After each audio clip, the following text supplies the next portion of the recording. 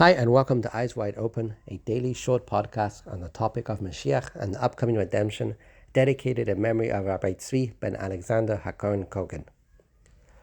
In yesterday's episode, we talked about one of the primary roles that Moshiach will fill, and that will be that he'll be a king. He will be a king again of the entire Jewish people and return the idea of monarchy to the Jewish people, which can sound very weird. The Jewish people haven't had a monarch in thousands of years. And monarchy, on a historical perspective, has not been a particularly successful or effective form of government. Kings historically have greatly corrupted and perverted the power, the absolute power that they rule. Why would we want a monarch again? Why is that such an essential element that Moshiach has to be a monarch again? And to answer this question, we have to go back in history to the way the first king, King Shaul, was appointed king. One of the last commandments in the Torah that the Jewish people received is Soim Tasim Alecha Melech, appoint a king over you. And they were commanded that when they went into the land of Israel, they should get a king. Practically, that didn't happen straight away. It took a while until the time of the prophet Samuel, Shemuel, who was a prophet and leader of the entire Jewish people. The Jewish people came to Samuel and they said, we saw this command that you're supposed to have a king. We would like a king. And Samuel got very upset with them. He told them that this was a deeply inappropriate request, but since they asked for it, they would get a king, but it would not be the king that they wanted. And the question is, what was so inappropriate about this request? The Torah says, appoint a king. Why did it take the Jewish people so long to appoint a king? And why, when they finally got around to appointing a king, was Samuel so against it? And he only agreed because the king that they would get would not be the king that they wanted. And the answer is that the Torah, when it says appoint a king, it's not saying that you should appoint any king, that the Torah believes that monarchy is the best form of government no matter what, and we should always have a king. That is not what the Torah is saying. The Torah is saying that monarchy is an ideal thing when it works in the right situation, when you've got the right type of king. Because if you have someone who is truly pious, truly holy, truly humble, truly selfless, truly wise, greater than everyone else, and more humble than everyone else, then such a king, if you give him absolute power, will only use it for the right purposes. It says about King Saul that he was a very physically tall person, that from shoulders up he was taller than everyone else's head. But Chassidus explains that it means on a spiritual perspective, he was spiritually greater than everyone else. His shoulders, which means his torso, his heart, his emotional intelligence, was greater than everyone else's intellectual intelligence. And his head, his mind, was far beyond anybody else's way of seeing things. Such a person was just head and shoulders literally above everybody else. And Torah says if you give someone like that, someone like Moses, someone like Joshua, the greatest people to ever live, if you give them absolute power, they'll only use it for the right perspective. That's why historically it took a while to appoint a king, because we didn't have someone like that. And that's why when the kings and the monarchs of the Jewish people became corrupt, kingship was taken away from them, because if it's not the right person, it doesn't work. Where do we specifically see the greatness of a king? If done right, if you have the right type of monarch, where do you see the value of this? In the most controversial element of a king, which is that if king tells you to do something, it doesn't matter what it is. The king could tell you to change your shirt, and you don't listen. According to Jewish law, you're put to death for disobeying the king, for rebelling against the king. It's the most controversial element of a king, because it's the part that gives the king absolute power, and it's a part that gives the king so much room to use for the wrong purposes and to corrupt. And it's an example of the most perfect ideas, the most spiritually refined ideas, have so little room to get wrong. It only works if you get this razor-sharp knife edge of getting it right. An example of this is you hear stories of previous Jewish generations where people were very spiritual and very elevated, and they would find a non-Jewish book and it completely threw them out of whack and it destroyed their lives. They weren't able to handle it.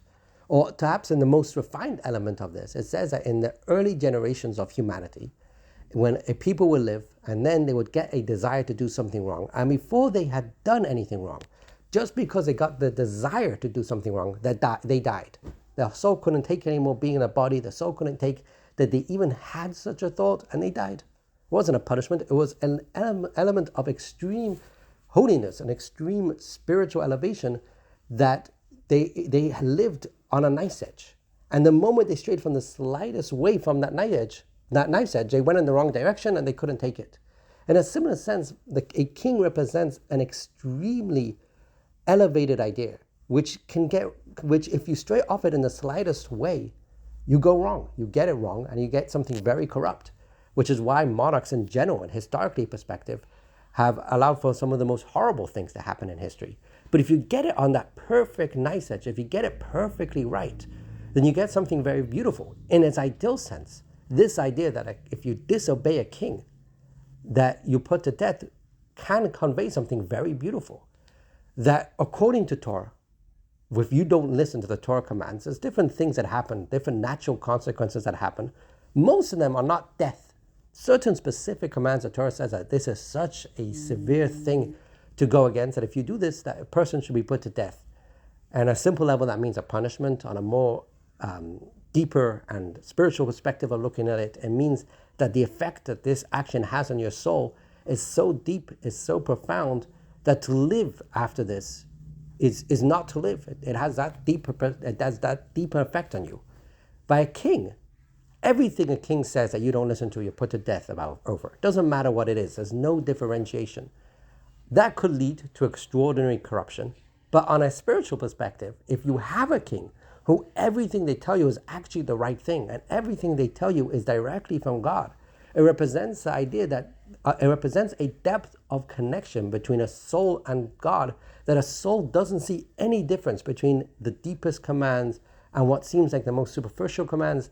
Everything that God says has to be listened to. And from this perspective, anything that we don't listen to is equally severe, is equally bad, because it's not about what was said, it's about the fact that we didn't listen. I heard once a metaphor about a parent that asked their kid to not play with the vase because they're going to break it. So the kid plays with the vase anyway, and they break it. And they tell the mother before they break it, go fly a kite, I don't care. I'm going to play with the vase, and I don't care if I break it. And then they break it. So there's two things now. The fact that they broke the vase, and that has to be fixed, however that works out, however the child will take responsibility for fixing the vase. But there's another element here, a deeper element, that the kid told their parent, go fly a kite, I don't care to listen to you. And from that point of view, it doesn't matter what it was they were talking about. They could have been talking about a vase, they could have been talking about don't go drive the car into the neighbor's yard. It doesn't matter what it is. It's a fact that the parent told them to do A, and they said, no, I don't care. In a most ideal perspective, a king's power, that what they say you have to listen to the degree that if we don't listen to, a person could be liable to be put to death over, can represent something very profound, the depth of the soul's connection to God, that no matter what is said, the soul accepts with the same degree of intensity. So when we talk about Mashiach's coming and how Mashiach is going to be a king, it doesn't mean that we're going to bring back the corruption of monarchy. On the contrary, express something very profound, an incredible degree of hope and faith in the Jewish people, that there will come a time where the Jewish people will be ready again to accept upon themselves a king, that will have again a king who is worthy to be a king, truly worthy, someone truly pious, truly holy, truly selfless, truly given over to the needs of the Jewish people and to God's vision. And the Jewish people will be ready to accept that king's command, which was not what happened historically. Historically, the kings became corrupt and the Jewish people didn't want to listen to him anymore. But the belief in Mashiach is the idea that we're going to get it right again, that we'll have a king who is worth listening to and will be ready to listen to him. From that perspective, the idea that Mashiach will be a king is a profound statement of belief in the Jewish people and in Mashiach.